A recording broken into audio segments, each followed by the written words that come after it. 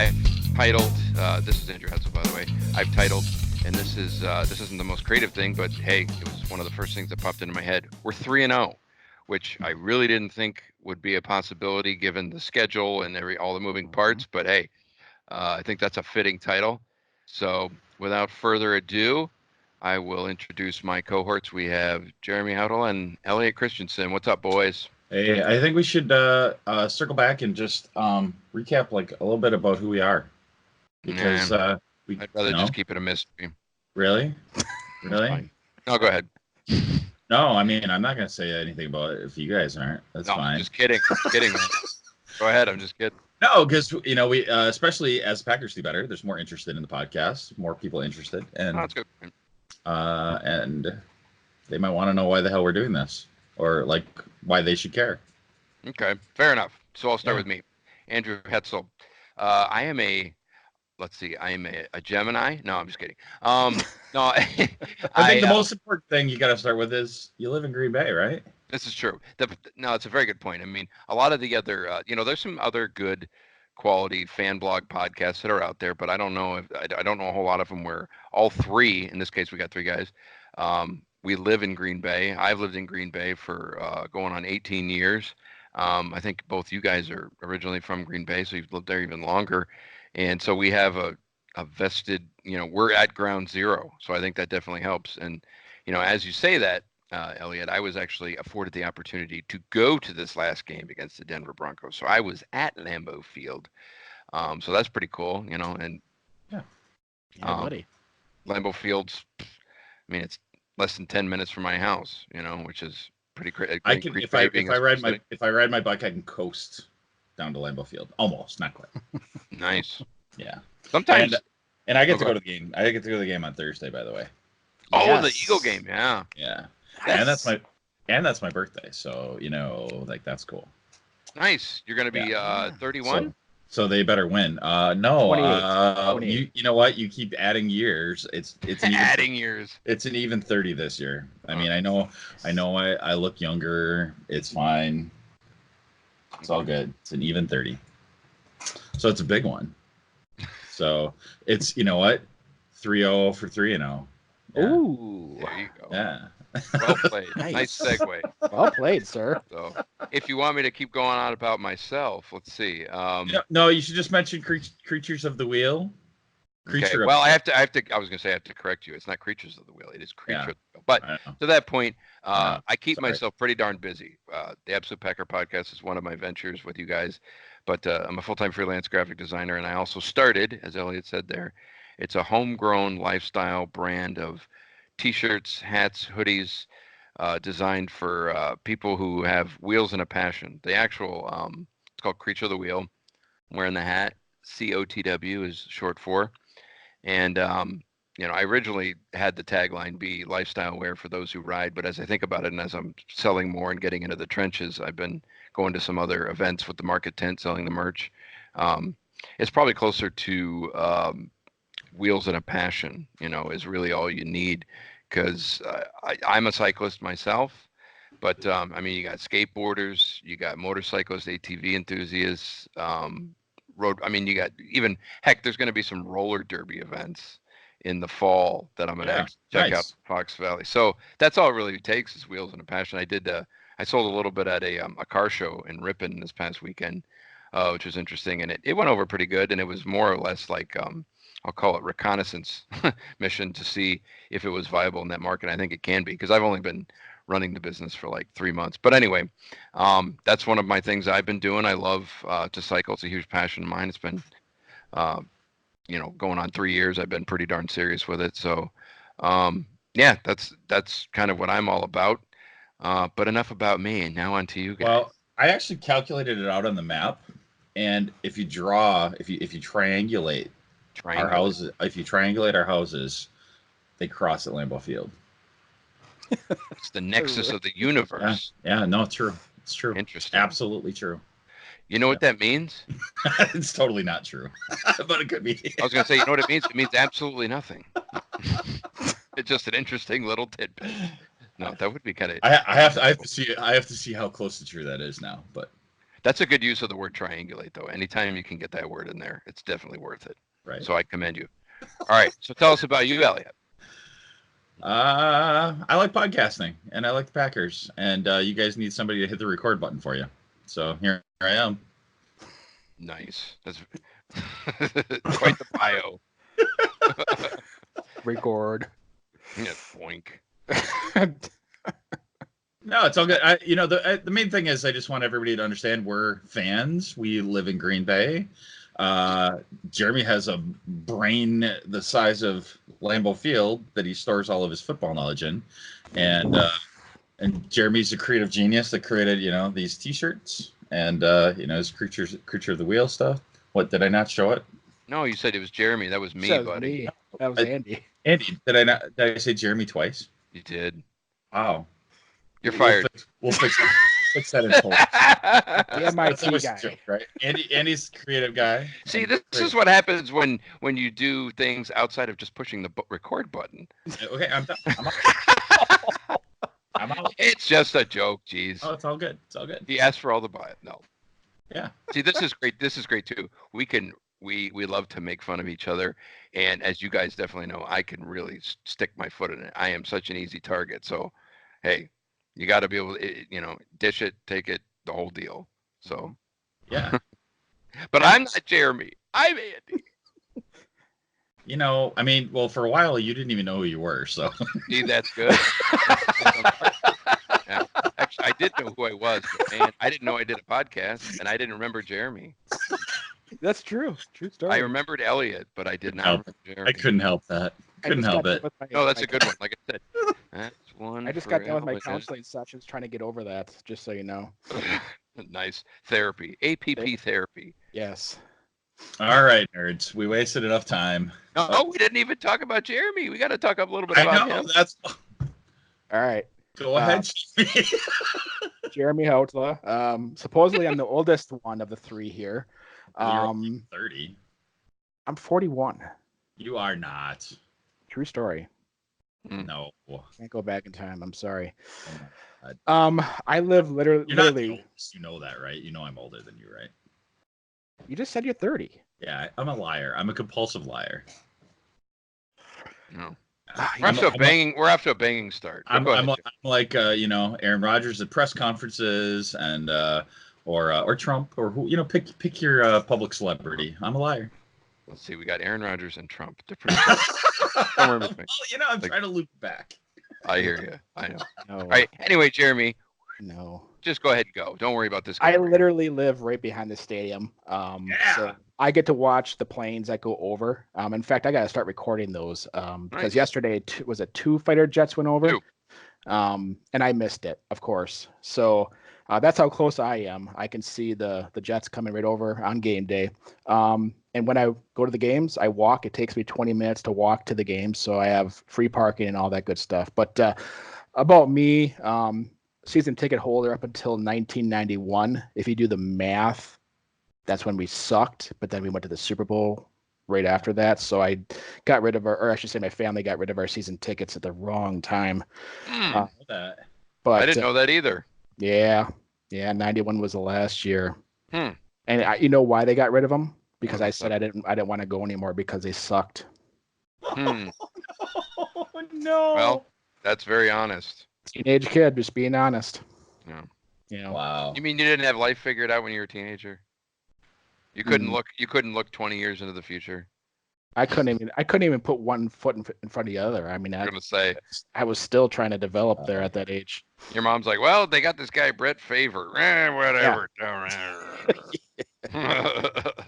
Yeah. Yeah. So no, that's me. Go ahead. I'll add that since you didn't say it, I will go ahead and add it in there. Jeremy is the resident film breaker downer type guy.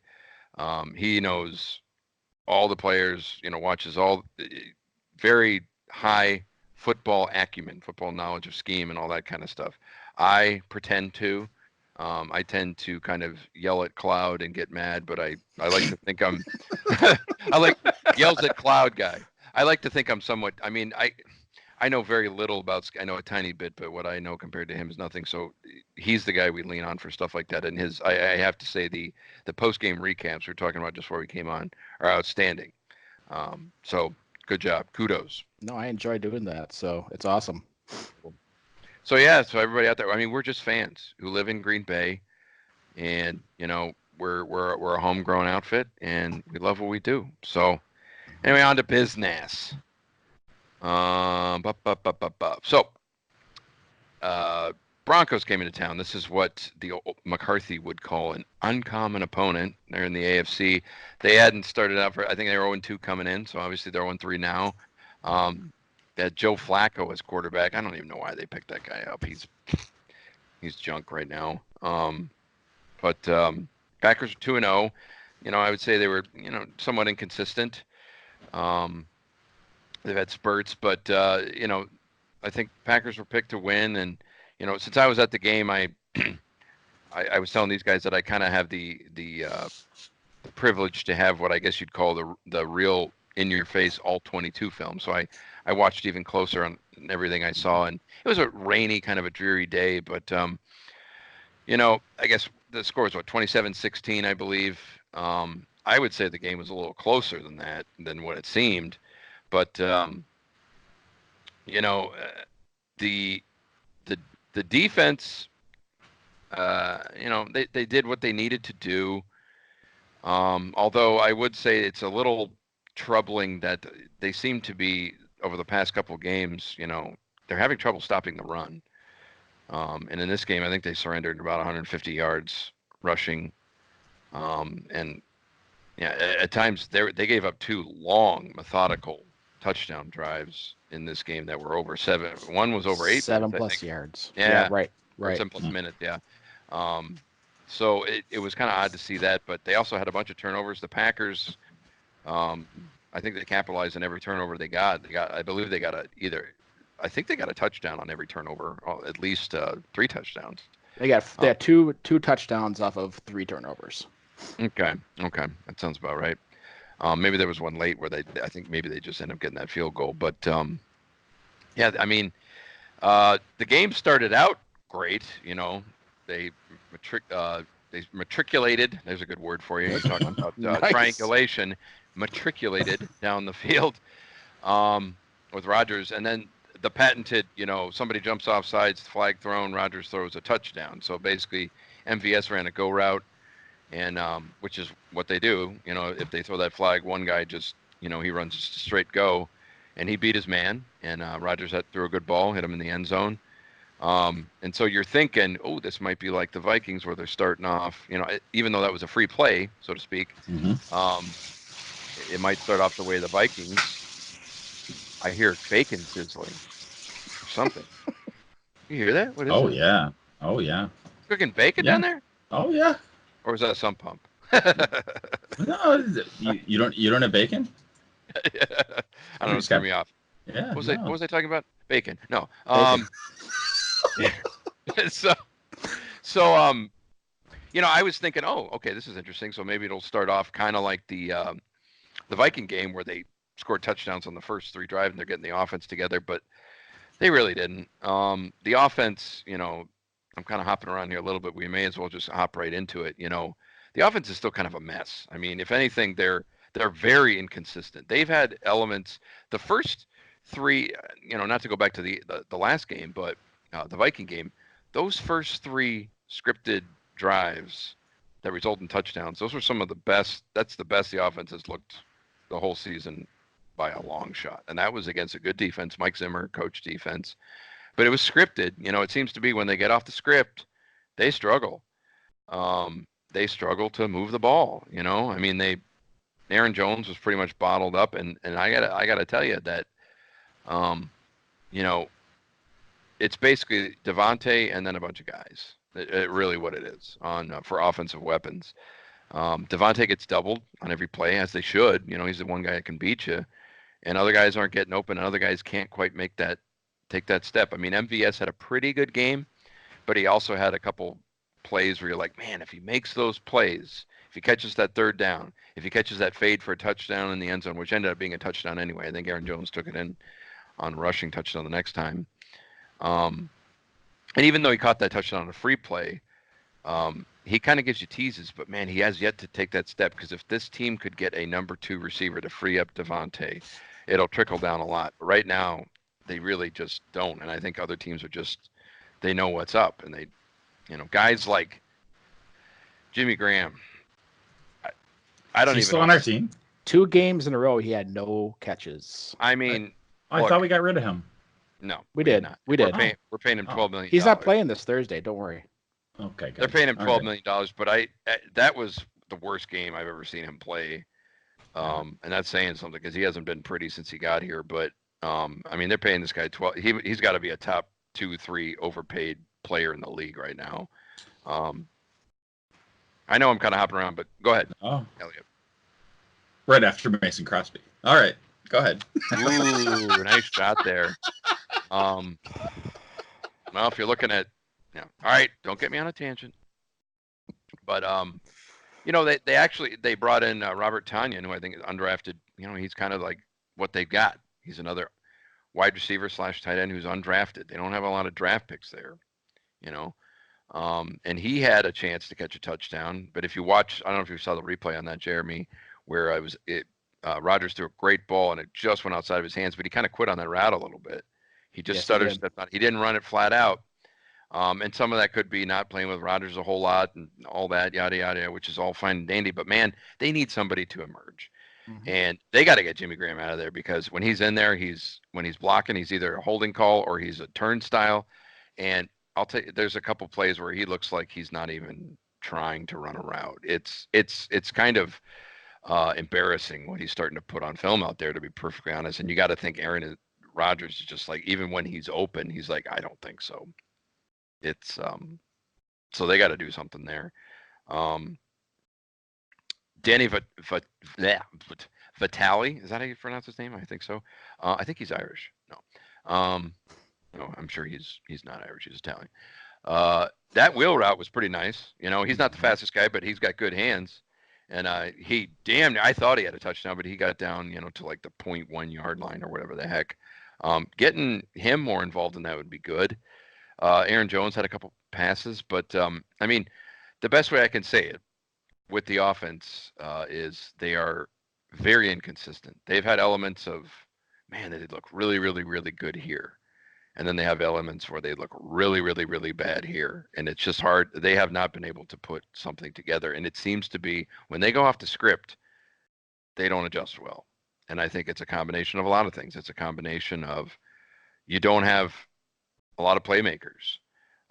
You have a new system, and new system is probably top of the list, to be honest, but very close behind, I think, is a lack of playmakers outside of Aaron Jones and Devontae Adams. And Rodgers, if we want to talk about him, I mean, I think it's safe to say that he's probably a notch from where he used to be. Where his ceiling remains to be, even when he gets this offense completely figured out, who knows? But he might have, quote unquote, lost a step. I mean, is that the end of the world? No, he's 35 going on 36, and he's gotten the hell beat out of him. He's taken a ton of shots. He's had a lot of significant injuries. And when you're not playing with a lot of talent on that side of the ball, it all kind of adds up. I guess that's kind of my take on that. Yeah. Well, no, go ahead. Go ahead. So out of the 7 touchdowns the Packers have scored in the first 3 games so far, 2 have been on the opening drive. 5 have been off of Packer defense turnovers. Okay. If you remember yesterday, they recovered a ball. Rashawn Gary recovered a ball at the 5-yard line. So they were 5 yards away from. He had a pretty good game yesterday, which is another break. Hey, he looked a lot better. Looked a lot better. Got his first sack, and he recovered that fumble, yeah. Right. So what are you trying to say here, Jeremy? What I'm trying to say. Button it up, buddy. No, what I'm trying to say is at this point, in-game adjustments, there are none. Because if you cannot scheme, out of your first 15 plays or however many plays that they're scripting, if you can't get anything going in between then, that's a problem, So I don't know who that's pinned on, if that's a coaching staff, if that's players. so be it. To talk about Jimmy Graham yesterday, he only played 24 plays. Actually, Mercedes Lewis played more at 31. So he played over half of the snaps, where Jimmy Graham was at 42% of the snaps. So is that a sign that they're, trying to get away from him and phasing him out and bringing Mercedes Lewis in because he's a better blocker? Yeah, I think that plays a huge role in it because Jimmy Graham is not a blocker. He got called on a hold, a very important hold yesterday on first down.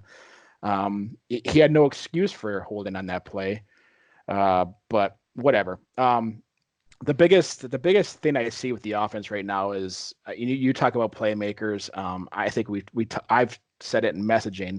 I'm sick of that excuse. But there is truth to it. But the problem that I'm seeing is the execution is horrendous. I mean, when you're 25% on third down, you're not going to do well. This is true. That is a terrible stat. I saw a stat today that on third and longer than 6, they're 2 for 21.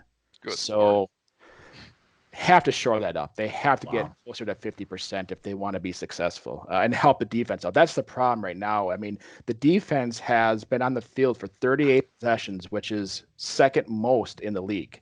Wow. And the offense has a huge role in that because of how many 3-and-outs they're producing, how they're stalling on drives when it looks like they're starting to get something going. It's just the offense right now is killing this team, and they're 3-0 because 3-0. That's the thing that just shocks me, that this team has transcended into a defense and special teams juggernaut. The offense is not the juggernaut this year so far. But just small steps, small improvements here and there.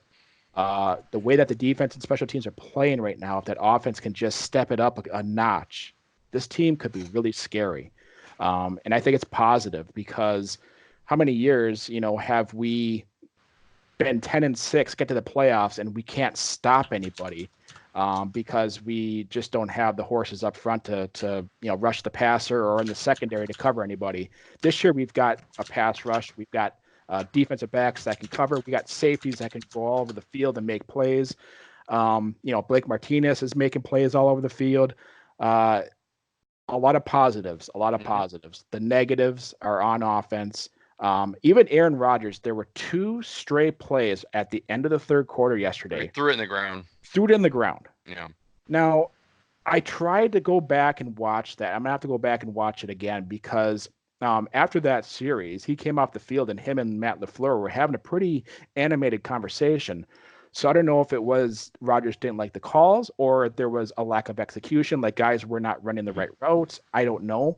But he gave up on those plays way too early from what I saw. And on the one where he rolled out, he had Jimmy Graham wide open on the sidelines. That could have been for a first down on whatever it was. So, hell, I wouldn't throw to Jimmy Graham though, even if he was wide open. It's gotten that bad. You got to throw to the open man. I mean, somewhat facetious, but at the same time, I think there's truth in it. It's pretty horrific how much that guy has dropped. Now, to your point, I was going to bring this up a little bit earlier, but it's prescient. The fact that they are 3-0 is pretty astounding, and it's pretty exciting because they really still have nowhere to go but up. On offense, they got nowhere to go but up. I mean, defense, they're pretty good. I think they're still finding their way, but they're pretty darn good. I mean, special teams, we're kind of hopping around, but hey, let's just roll with it. J.K. Scott, he is a weapon. I never thought I would say Green Bay Packers that the punter's weapon. That guy is pretty sure we made fun of that. Booming stuff. I mean, he was averaging over 50 yards, I think, in this game, which is crazy. And he hit one. And again, when you're at the game and you see the different angles from when they punt, when you're watching on TV, it looks like they punt it and it goes 100 yards up in the air. And you know what I mean? But when you actually see it, it's the trajectory is more like a golf ball. It's got like this compression kind of a thing, and it kind of comes down at a different angle. And he hit this one that I thought it looked like a line drive at first. I'm like, what the hell is that? But then I noticed he booted it about 65 yards. Like it was like a line drive, but he booted it like 65 yards. Wow. I mean, it's crazy to your point that this team is, special teams and defense is carrying this team because the offense has yet to figure it out. And some of the stats are pretty glaring in terms of inefficiencies and whatnot. And, again, I think I said at the beginning of the year that I'll give this team 4 games into the season to kind of make an assessment on it. And we're coming up on the 4th game. And I think, overall, I think they've overachieved based on what we thought. I mean, I picked them to be like 1-2, 2-1 would have been good. 3-0 is great. Denver, are they that good? No, but hell, you got to beat them. And nobody's picking the Packers to be much. So, I mean, right now on paper, the NFC North is one of the better divisions, if not the best division in football, which is crazy to say. And the Packers are on top of it. But I don't know. I don't think the Bears are very good. Well, yeah, that kind of goes without saying. We already know that. But, when I'm talking about the division, I'm not talking about the Bears. I never do. It's just the Packers, Vikings, and Lions. Lions are undefeated. Crazy. Right. So I mean, how good is the it's only 3 games in, I know. When we're 8, when you build more and more history throughout the season, it'll tell you something. But even right now, the division is not what it used to be. Pretty junky. It was always the Lions and the Bears were kind of middling, and the Vikings would be whatever, and the Packers basically were the front runners. But the team has been flipped on its head in terms of who carries what. And again, I'll tell you what. Normally, I'm kind of hopping around here again, but normally when teams spend big in free agency, like the Preston Smith, Zadarius Smith, you're like, if they do okay, you're like, okay, they did well. That's looking to be, man, did Gutekunst knock that out of the park with those guys, and Adrian Amos. Now, he had a pretty good game today, but even that's fine, But man, the Smith brothers, I think they call them, fantastic. The fact that they had 5 sacks that game, and Clay Matthews and Nick Perry had 5 sacks all of last year. These guys are just phenomenal. I mean, I was very hard on Preston Smith coming in, and I thought that they overpaid for him. But so far, he's the defensive MVP. I would put him at the top of being the team MVP. Yeah. He has just been lights out. He's playing the run well. Right. He is just a technician when it comes to rushing the passer. Yeah. Zadarius Smith is, on 3rd down in the second quarter there, when the Broncos were trying to come and take the lead when the Packers were up 10-7, they had a 3-man rush, and Zadarius Smith was double teamed, and he beat the block still and sacked Flacco. So the dude is he's got unrelenting, the ability to just never give up, and his swagger is contagious. You can tell that team is just enamored by the attitude and the positivity that he's brought into the locker room, as well as on the field. But, Preston Smith as well. I mean, he's got 4.5 sacks through 3 games and as many pressures as you can think of, and an interception. And forced fumble yesterday. That's where it starts. If you want to be a successful NFL team and have it be a good defense, you have to have a pass rush that's going to make quarterbacks completely uncomfortable. And we finally have that. Yeah, it had been 10 years, like damn near 10 years since we had that. Right. Since damn near a decade. Yeah. So, we're seeing the end result of them going out and sticking their nose in free agency and taking a huge chance. But the Zadarius or the Smith brothers are panning out. And they're getting their money's worth out of them. And hopefully it continues, because if it does, man, they're going to put up some staggering numbers, and it's going to be ridiculous.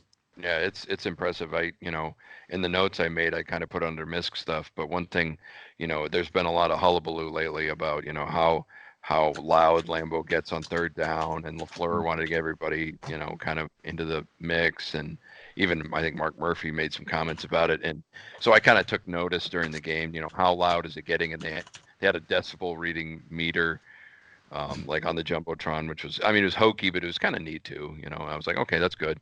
But the bigger thing I noticed was, I would say Lambeau Field was louder. Could they be even louder? Yes. Were they better? Yes. So it's a positive, that they're not the 12th man at, Seattle. Seattle, but it's louder. But the coolest thing was on the jumbotron, they kept putting up, when there was third down, they would put up like these little hype up videos that had Zadarius Smith and Preston Smith, and they always had those two together. And the way they've endeared themselves to this team and this community is fantastic. I think it's great. And they even put up during like when the offense was on the field, not just the defense, they would put up. I think they had Jamal Williams with a couple. He's a goober. He's got a very interesting sense of humor. He's funny. Yeah. Yeah, he's silly. They put him up there, and then they had Aaron Jones go up a little bit. And then what was funny was on one of the defensive series, they put up Kenny Clark, and man, is he all business because, Zadarius they got all pumped up on the jumbotron and everything, and Kenny Clark's like, "All right, Lambo, get loud, let's do it." That's awesome.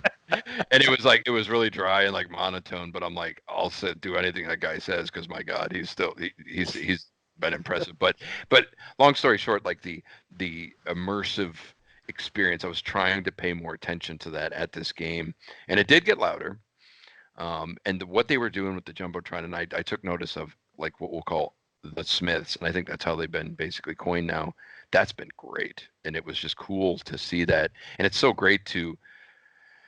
Yeah, I've said it the last couple of weeks, but to have confidence in your defense, have real confidence in your team's defense is something that has been lacking a long time. Like, I mean, there was never a time in this game where I'm going, oh man, if they don't get a stop here, blah, blah, blah, blah, but I'll tell you what, there's been a few times where I'm like, I don't think the offense is going to score any more points, so the defense is going to have to do whatever. And that's whether we're, if we've been down or if we've had a lead. I'm like, so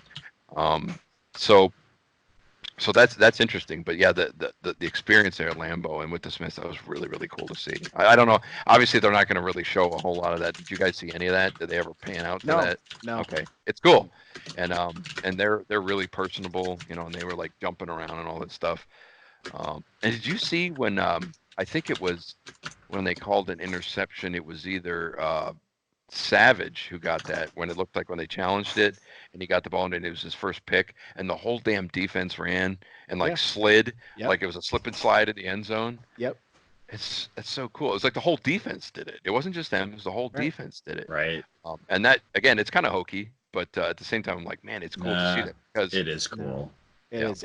Yeah. I want more of that. I'd like to see the offense do that, but you got to score consistently. You got to score first. So yeah, it was. I mean, the tenor or the feel of this game was kind of. I don't want to say it was kind of ho hum, but it was a little bit down because or less, I'd say, than normal because number one, it's an AFC opponent, and number two, it's they were 0-2. They weren't that good to begin with, but yeah, it's just interesting.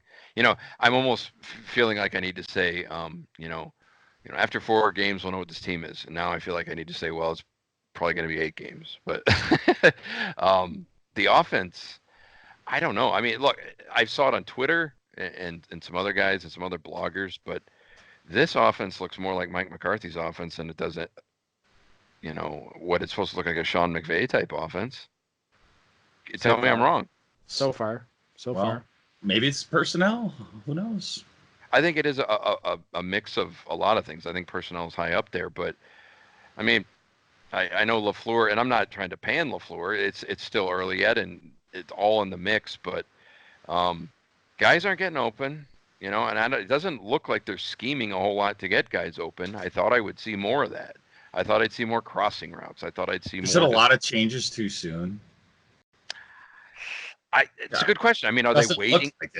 Are they waiting to whip out? I mean, is it because it's an uncommon opponent? They're like, well, let's not, whatever. And maybe they, like anything, if it's supposedly not a great team, everybody kind of plays down to their competition on some level. I don't know. But I always go back to, I mean, this is the freaking NFL. You would figure they try to win every game and you're going to throw anything out there because anybody can get injured on any play too. It's like, you know what I mean? Well, I mean, I don't want to lose perspective. They did win. Yeah. And I get what I'm saying about the offense. Only Packer fans can find doom and gloom on 3-0. I don't know about true story. True story. All right, then I'll. How are they gonna screw it up? Okay. How's it all going to collapse? How's it all going to fall apart? They're the best. They're the best ever. We don't even need podcasts anymore. But that point is well taken because again, on offense, I think they got nowhere to go it up. I don't see the offense regressing unless there's going to be a catastrophic injury to a huge playmaker or something. So the offense should just get better.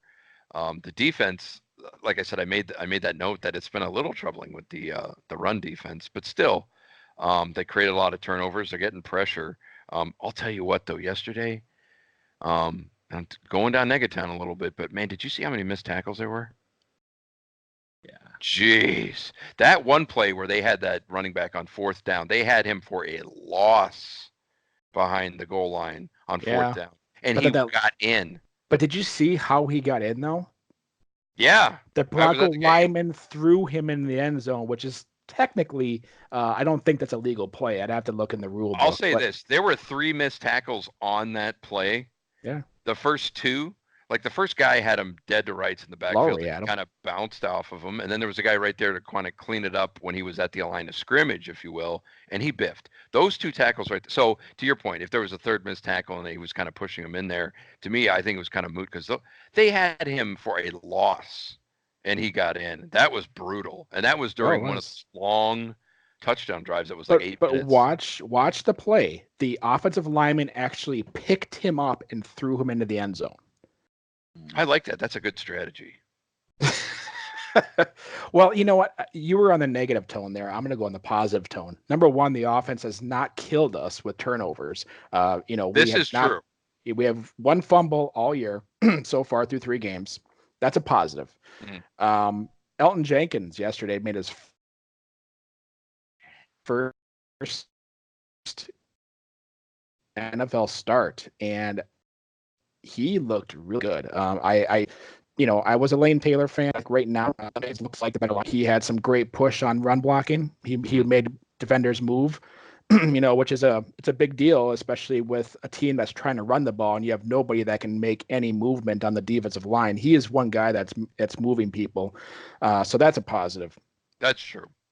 The other thing too is, and I totally lost my train of thought, but I was going to go off on one more.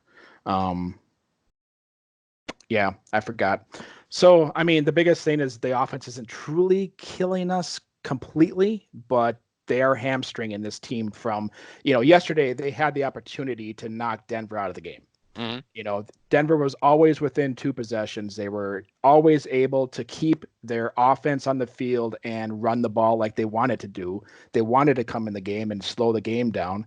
And they were able to do that because we weren't able to knock them out. So being able to have that knockout punch, we sorely need that because we labored through the second half. I mean, we're up by 14, and then they came back, scored a touchdown, missed the extra point, which looked like it was going to be a big extra point miss, but in the end it wasn't. But we just never put that nail in the coffin against them. Yeah. If that's one thing I take away from it is knocking teams out and not giving them a chance, because we do this against Philadelphia. Guarantee you Philadelphia is going to take advantage of it. If we do it against Dallas, is beat up. Like they're beat up, and that's the problem going into this game. I mean, they have no starting receivers. I mean, Alshon Jeffrey is out. They don't have Jackson is out. I think Sean Jackson is out. They're banged up to all hell. I mean, they have 3 defensive backs, and I think literally 3 on their roster right now because the rest of them are all hurt. So, this could be a really advantageous game for the Packers to take advantage of a Philadelphia team that is truly a Super Bowl contender just because they're all beat up. We'll see. But, yeah. Yeah. When you're talking about, I was talking about the run defense, and you get the feeling that smarter teams are probably going to try to run. I mean, throwing on us, I made a note in here. Frickin', you talk about positives. Jair Alexander, I think he's an all-pro right now. That guy is, wow. He is, he is confident as all hell, but holy cow, does he back it up. I mean, if you throw at him, you're not going to complete it. He's breaking up everything. And when he ripped that ball out of Noah Fant, he tore that ball out. He just took it from him.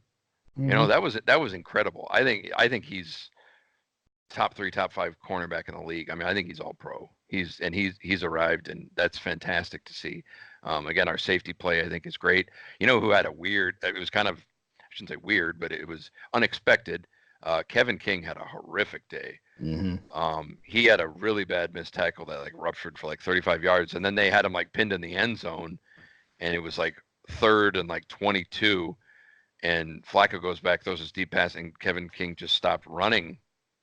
Like he hesitated for like a full second, and the guy was like wide open. It was odd. But then he had a critical 3rd down stop.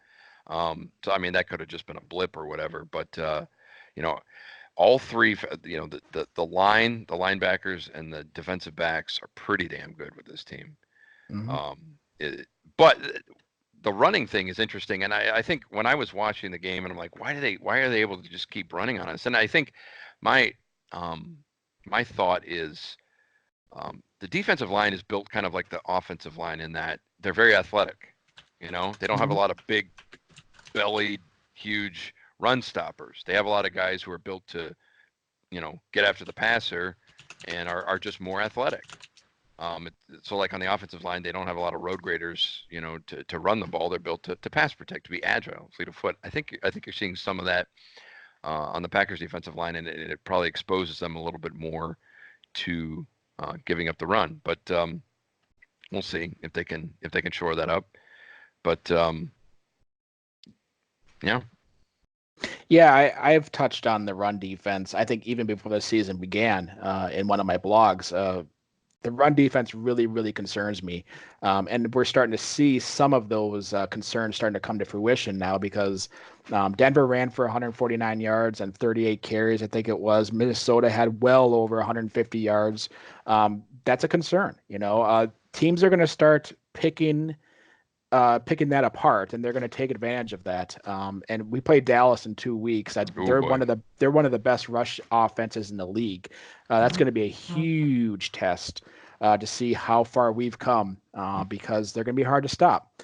So that concerns me. If we're talking playoffs, and I don't like to go and look too far ahead, but if we get to the playoffs, having a good rush defense is very important. And you talked about where the rush defense and where it's, where they're failing. Most of these runs are between the tackles. It's not outside, the majority, not all, but the majority of them are in between the tackles. Agreed. And Denver's interior linemen were getting good push on Kenny Clark and Tyler Lancaster yesterday on the majority of the plays.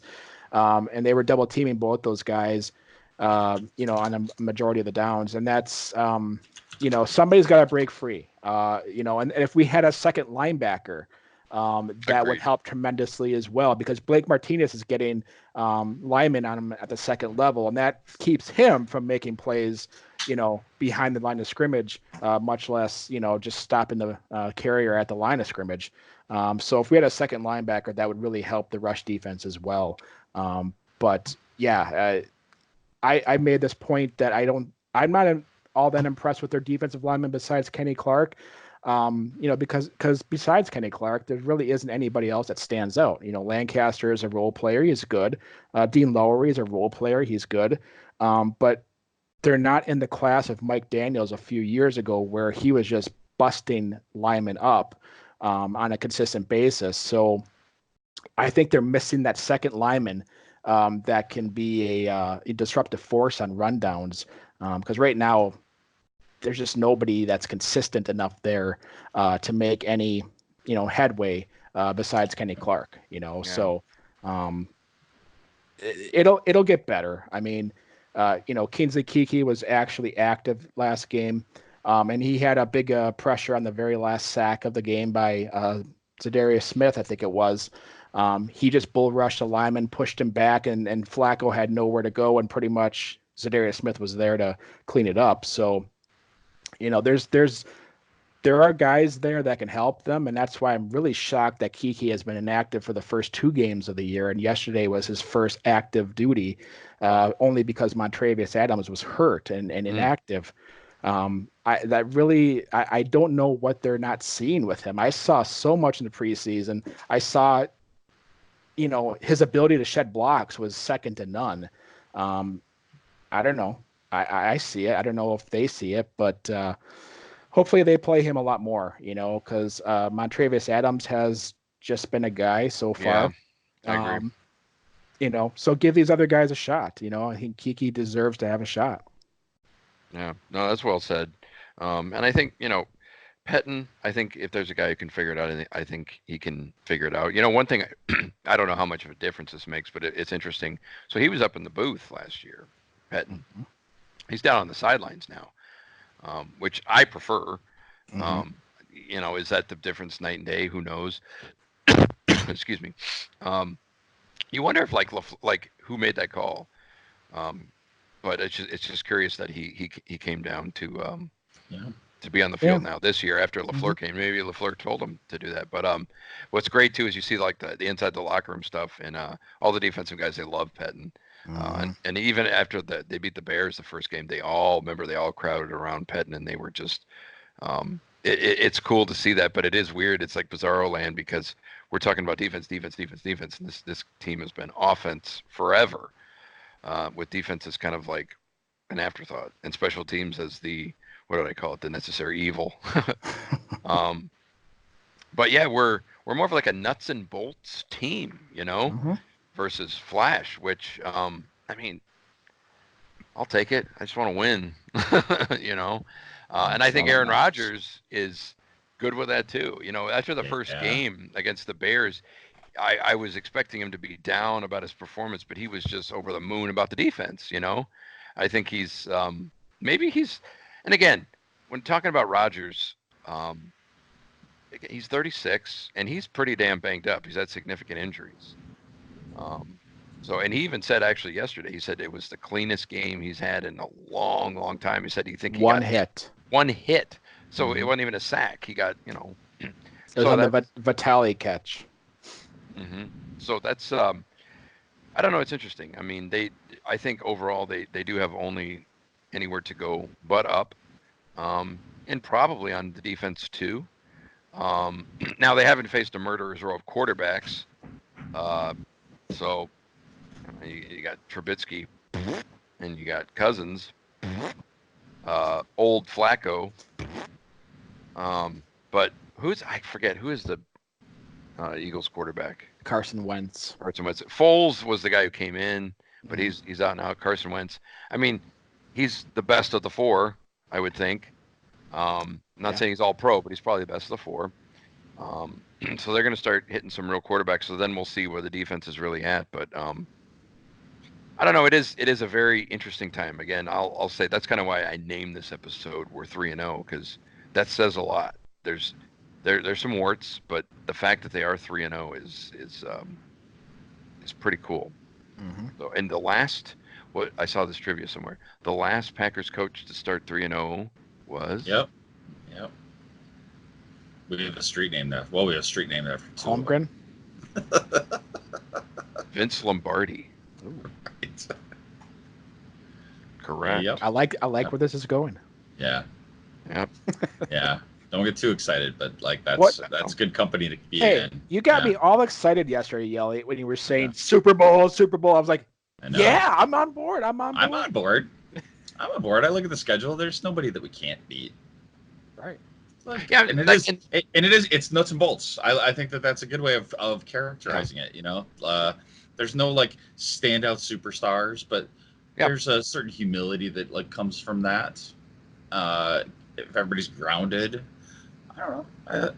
It's refreshing, where we don't have to put everything on the shoulders of this supposed superstar to pull things off, and then like last year not. So I think good point. And I brought this up, I think I sent it on the Slack channel, APP Slack channel during the game, but MVS, if they can get him to truly emerge as a number 2, I think that will do wonders for this team.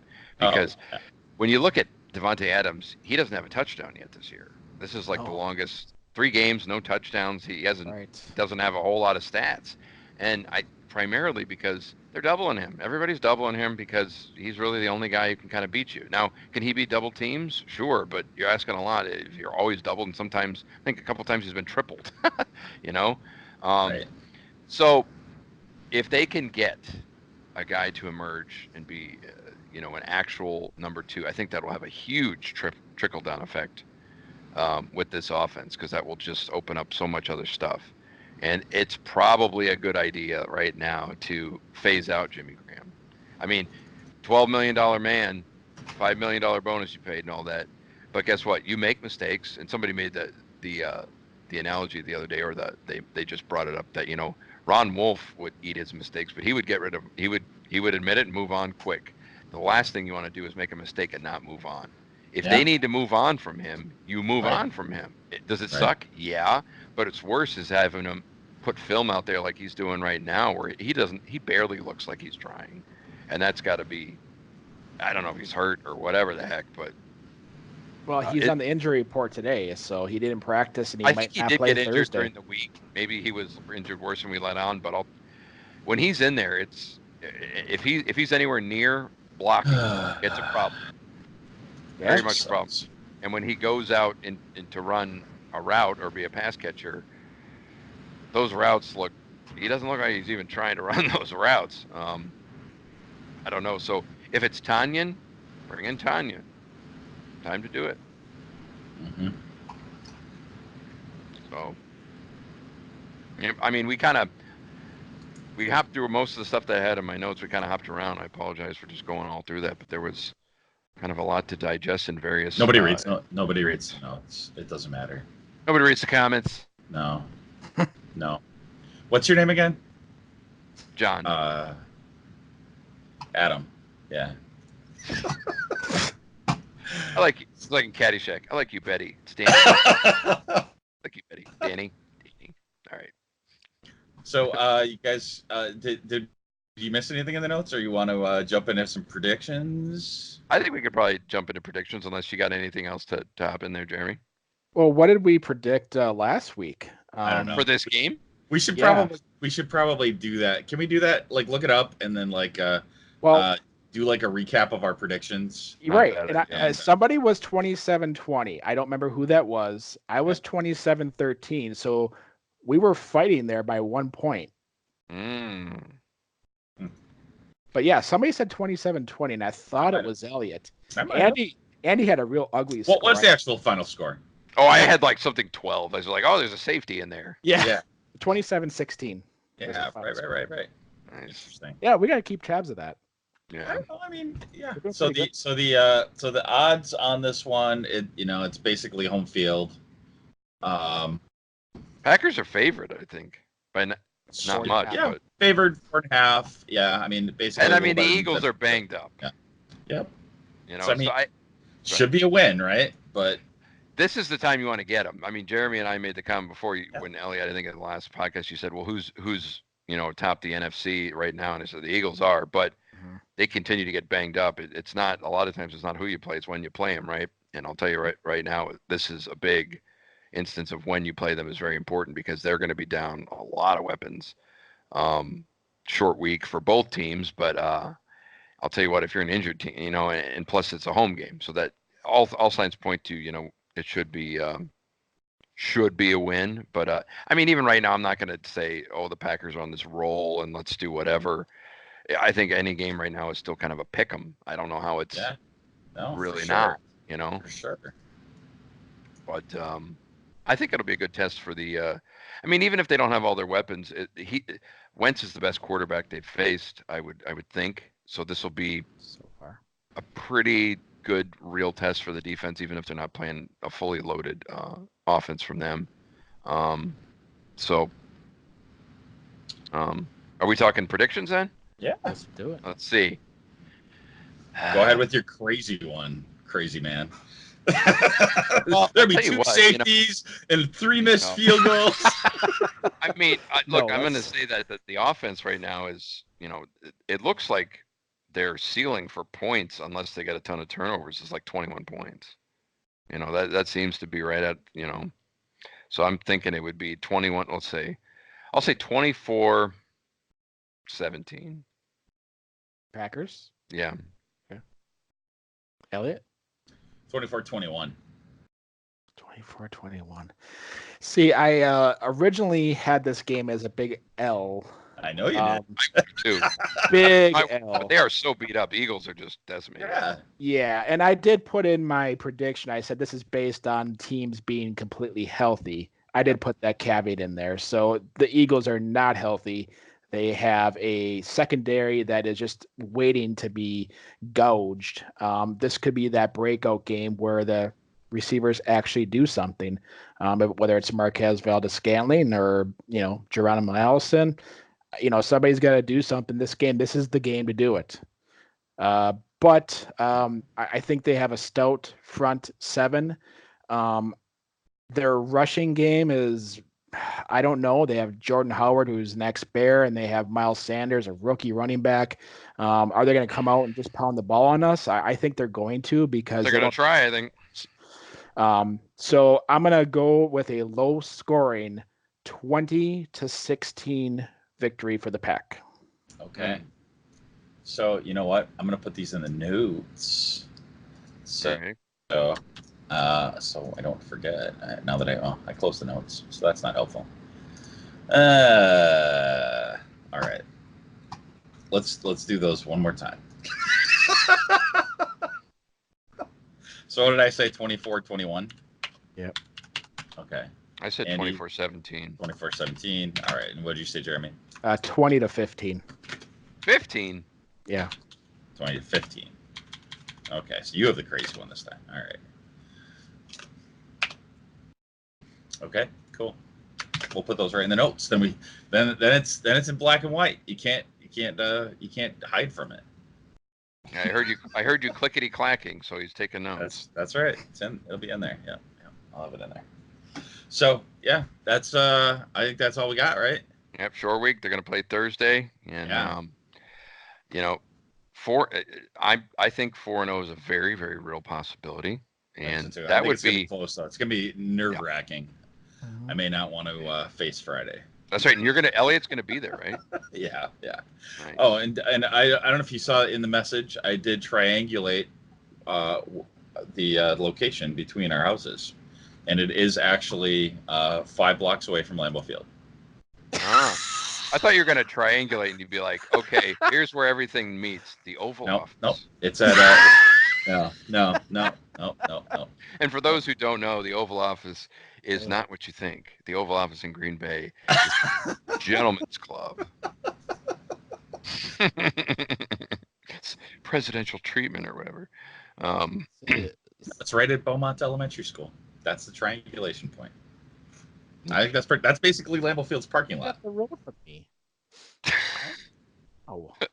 Yeah, well, we're both closer to Lambeau than Andy is, so we pulled the triangulation pretty close to Lambeau. To the west side. Yep. I'm the outlier. Yep. I don't know. I think that's pretty cool. So now, if we add a fourth person, now we have to pick someone that'll just land it right in the middle. Interesting. What the heck would that be? I have no idea. It's ridiculous. Well, it has to be an East Sider. I mean, in this city, that's East Sider. That's the one. No, it can't be an East Sider. It has to be somebody just slightly west. You guys make it sound like it's New York City. Find someone from a different borough. Oh. For people that are outside, for people that are outside of the city, like I said, I've been here my whole life, and I lived on the East Side up until 10 years ago.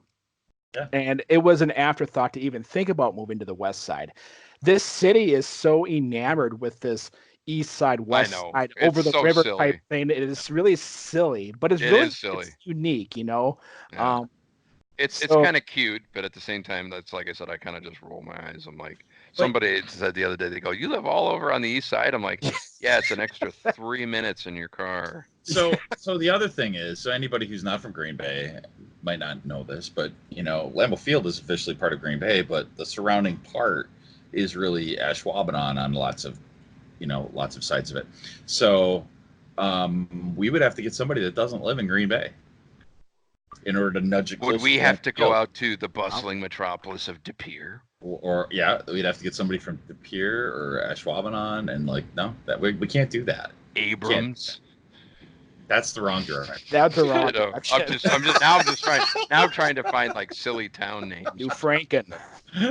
You're just being ridiculous now. So anyway, interesting trivia. It's like that's about like honestly for three guys who live in Green Bay, that's about as close to Lambeau Field as we could possibly get. That's pretty awesome. I think that's cool. So screw you guys. And you're laughing I don't even know what we were talking about, but oh well. It'll make us all right. Yeah. So go Pack Go. Go Pack Go. Yep. Podcast. I know, right?